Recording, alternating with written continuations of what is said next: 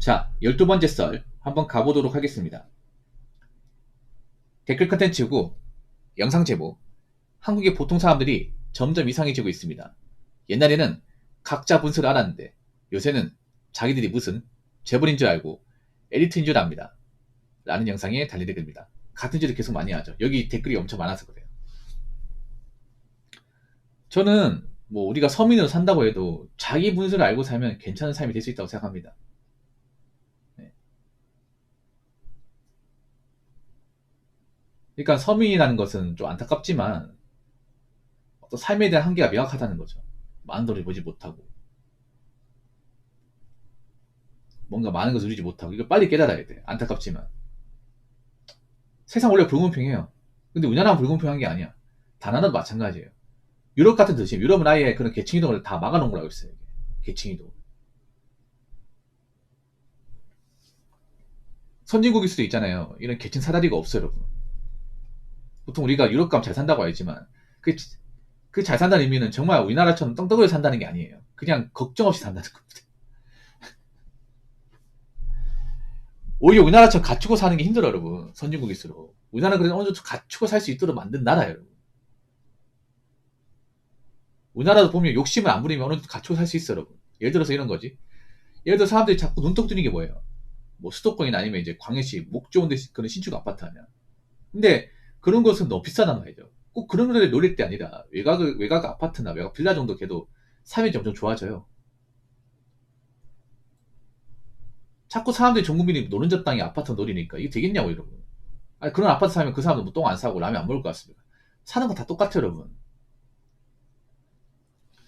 일단 이 생각을 해야 돼. 내가 서민이라면 내가 직장을 다니는데 일단 달에 얼마나 버는지를 파악을 해야 되고, 그리고 내가 고정적으로 나간 돈이 얼마나 되는지도 알아야 됩니다. 그러면서 내가 얼마를 모을 수 있는지도 알아야 돼. 그러면 이 돈을 충실하게 모은다고 했을 때 내가 좀 노려볼 수 있는 집이 어느 정도 되는지도 파악을 해야 됩니다. 광역시면 뭐 신축이나 좋은 목은 아니더라도 외곽의 아파트나 빌라 노릴 수 있습니다. 네, 노릴 수 있어요. 서울만큼 두드러하지 않습니다. 물론 뭐 지방 소민이 뭐냐 하면서 안 좋게 보는 게 있지만 광역시는 그래도 나쁘지 않아요. 광역시는. 광역시 외곽으로 가도 크게 불편함 못 느낍니다. 뭐 예를 들어 대구 같은 경우에 대구는 외곽으로 가면 좀 싸거든요. 집이. 그렇다고 막 집이 막 이렇게 상태가 안 좋다거나 그런 건 아니에요. 대신에 이제 좀 시내와 거리가 있고 인프라도 사실 그렇게 부족한 게 아니야 이게. 광역시 정도 있으면 어지간한 거 다 있거든요. 외곽으로 가도 다 있어요. 단지 이제 대중교통 살 때 보통 역이나 시내를 갈 때 좀 오래 걸린다는 거. 한 2, 30분 정도 더 걸린다는 거. 그 차이만 있을 뿐. 그 정도 감소하면 좀 저렴한 때 이제 가격대 집을 살 수 있습니다. 그러니까 서민들은 그런 거예요. 막 무조건 뭐 좋은 집에 살면서 남한테 부러움을 살고 그리고 떵떵거리 살고 이런 것보다는 내 능력에 맞게 뭐 소소하게 살고 소소하게 소비하고 그리고 내 능력이 맞는 집을 소유하면서 안정되게 살고 이렇게 살면 돼.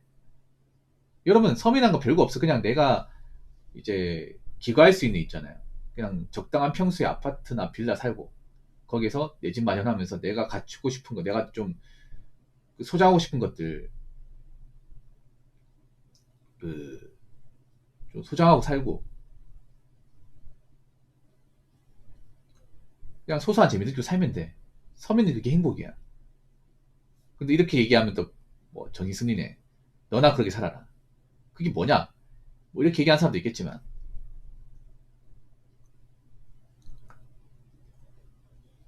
제가 안타까운 건 뭐냐면 서민이 너무 이런 매스미디어의 어떤 지배에 잠시 당했다는 겁니다. 매스미디어. 뭐 매스미디어 또는 이제 레거시 미디어라고 하죠. 보통 이제 TV, 뭐 방송 같은 것들. 그리고 요즘에는 뭐 많아졌죠. 요즘에는 뭐 이런 공중파보다는 인스타그램이나 유튜브의 영향이 커요. 사실 유튜브도 마냥 좋다고 볼 수 없어요. 유튜브도 자꾸 안 좋은 문화를 자꾸 설파하는데 한몫하니까. 그렇죠, 여러분? 자꾸 이상한 문화 같은 거 자꾸 보여주다 보니까. 이게 어쩔 수가 없는 게 이런 SNS는 절대 공정하게 보여줄 수가 없어요. 한 분야를 편향적으로 보일 수밖에 없어. 근데 사람들은 일반 대중들, 서민들이 이거 구분할 줄 몰라요. 구분하기 쉽게 훈련돼 있지 않아요. 그러다 보니까 뭔가 유행하면 이게 좋은 것이든 안 좋은 것이든 다 합니다. 여태까지 다 그랬어요, 여러분. 그렇지 않습니까? 한 번도 빠짐없이. 뭔가 대중화되고, 연예인이 많이 하고, 뭐, 유명인이 많이 하면 해야 되는 걸로 인식해버려. 아, 저건 해야 돼. 저긴 가봐야 돼. 저건 먹어봐야 돼. 저건 입어봐야 돼. 이렇게 인식합니다. 이렇게 학습화 돼 있어요. 대한민국 서민들은. 근데 문제는 그렇게 따라해버리면 소비만 많이 하게 되는 거야. 그렇죠, 여러분? 보통 인스타에 소비하는 것들이 보통 뭐 문방구에 파는 뭐 어떤 뭐 종이나 책 같은 거 아니잖아. 인스타에 하는 것들 보면 인스타가 나쁘다는 게 뭐냐 하면 가성비가 좋은 것들은 없어요. 없어. 건전하고 가성비가 좋은 것도 1도 없어요. 유행하는 것 중에. 그렇죠, 여러분? 보통 값어치가 나가는 것들이에요. 돈을 많이 쓰게 만드는 것들. 여자들 여기 노출 많이 되어 있고, 남자 유튜브에 노출 많이 되어 있고. 그러다 보니까 유행에 민감하다는 건 그쪽으로 지갑이 많이 털린다는 겁니다.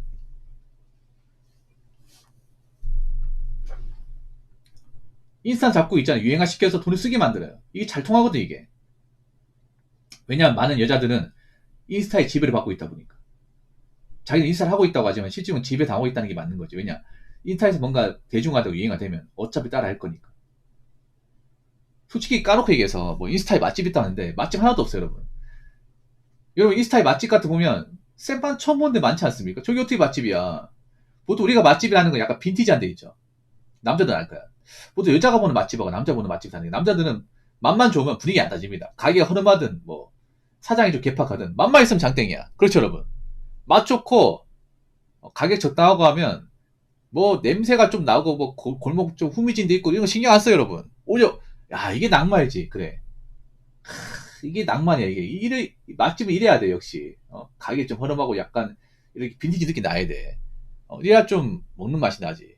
보통 남자들 이런 거 좋아한다고. 근데 여자분들은 안 가. 여자분 보통 막 지저분하고 아니면 이제 뭐 조명 같은 거 안 달려 있고 인테리어 안 좋으면 안 가. 인스타 있는 쪽은 뭐냐면 어떤 유명한 데 맛이 보장된 이런 것보다는 뭐 인스타 감성이 있잖아요. 알록달록한 그런 이제 조명이 있고, 그리고 뭐 깔끔하고, 그리고 예뻐 보이고. 근데 그런 것이 맛은 없어요, 여러분.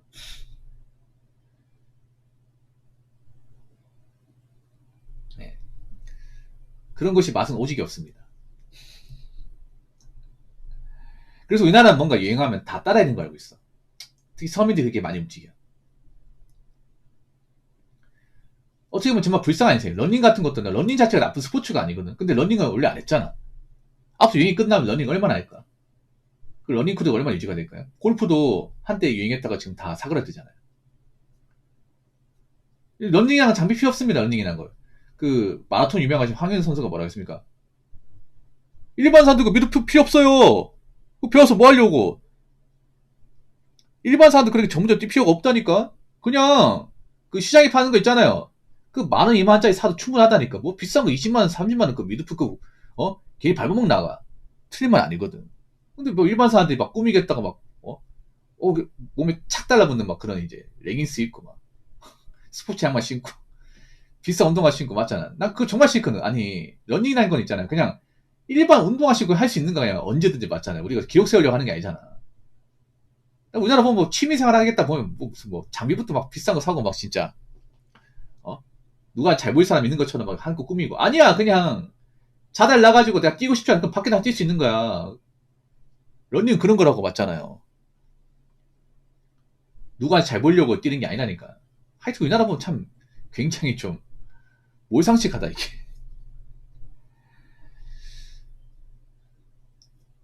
자, 댓글 한번 읽어보도록 하겠습니다. 밖에 차 다니는 것만 봐도 무슨 저런 비싼 차들을 다들 몰고 다니나 생각이 듭니다. 새 차가 왜 그렇게 많이도 보이는지라고 적으셨습니다. 왜 새 차가 그렇게 많이도 보이는지 아십니까? 할부로 샀으니까. 풀할부로 많이 사다 보니까. 풀할부로 사는 게 뭔가 대중화되다 보니까. 아니, 상식적으로 접근하겠습니다. 풀할부로 산다는 게 굉장히 극단적인 거 아니에요? 차를 내가 돈이 없으니까 전액 할부로 대출로 사겠다는 게 정상입니까? 정상이 아니잖아요, 여러분. 일시불로 샀어요? 근데 여러분 자동차 매장 가보면 일시불로 사는 사람들 별로 안 좋아합니다. 희나님 안 좋아해요. 그 딜러분한테 설득 안 당했어요? 일시불로 사겠다고 하니까 이런 얘기 안 들었어요? 저 손님 뭐 그 손님 의견은 알겠지만 그래도 요즘에 할인 프로모션 잘 되거든요. 제 얘기 듣고 그 할부로 사시는 게 어떨까 싶은데. 왜냐면 이렇게 돈을 또 한 번에 또 지불하면 나중에 또 큰 돈 생길 수 있거든요. 큰 돈 필요한 일이 생길 수 있거든요. 그래서 예, 저희가 그 좋은 그 프로모션 진행할 테니까 할부로 좀 추천드리겠습니다. 이런 제의 안 받아봤어요? 보통 일시불을 하면 아 지인 통해 샀다고요? 아 그렇구나. 근데 보통 일반 사람이 만약에 차 사러 가잖아요. 일시불 사겠다면 말려요. 딜러가 말립니다. 왜냐? 일시불 사는 게 흔하지 않거든요. 이게 흔하지 않습니다. 생각보다 전액 할부가 많아요. 네. 그리고 요즘 새 차 비싸잖아. 많이 비싸죠. 아무리 국산차라고 하지만 막상 차 사러 가보면 생각보다 비쌉니다. 국산차가 이렇게 비싸다고? 비쌉니다, 여러분. 근데 이걸 할부로 산다 생각해봐. 그러면 나가는 돈도 장난 아니겠죠. 그리고 애초에 전액 할부로 사는 사람이 돈이 많을 리가 없겠죠. 능력이 좋을 리가 없겠죠. 그러면 본인이 버는 돈으로 전액 할부금 내고 기름값 내고 하면 사회에서 저축 같은 거 못하겠죠. 그렇죠, 여러분. 차는 또 어떻습니까? 계속 몰고 다닐수록 감가가 되겠죠. 가격이 떨어지겠죠. 아무리 좋은 차라더라도 오히려 좋은 차일수록 감가가 더 심하지 않습니까? 그래서 새 차 보는 사람들이 많은 사람이 있어. 그만큼 할부금 내는 사람이 많다고 생각하시면 돼요. 예. 돈이 많기 때문에 차를 구입한다기보다는 남들한테 뭔가 무시 안 받으려고 있어 보이려고 내 수직에 맞지 않게 할부로 구입하다 보니까 좀 무리해서 끄는 사람들이 많다. 이렇게 생각하시면 좋을 것 같아요. 그렇다고 모든 새 차를 보는 사람들이 전액 할부로 차를 구입한다는 건 절대 아닙니다. 그리고 한 가지 말씀드리면 나보다 좋은 차를 본다고 절대 부러워하지 마세요. 예. 차는 거기서 거기입니다. 차는 운송수단이야. 사고 안 나고 연비 좋고 고장 안 나고 그것만 되면 됩니다.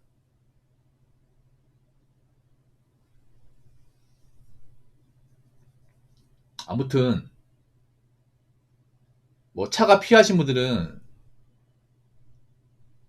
굳이 막 무리해서 차를 구입하지 말고요. 자기한테 맞는 차 구입하시고 차가 필요하지 않은 분들은 사지 마세요. 차는 돈 먹는 하마입니다. 그리고 주변에 뭐 차 좋은 거 끈다고 마냥 부러워하지 마시고 그 사람들 웬만하면 할부에 할부. 차가 인생의 전부가 되면 안 돼요. 아시겠죠? 자, 이상으로 12번째 썰 마치도록 하겠습니다.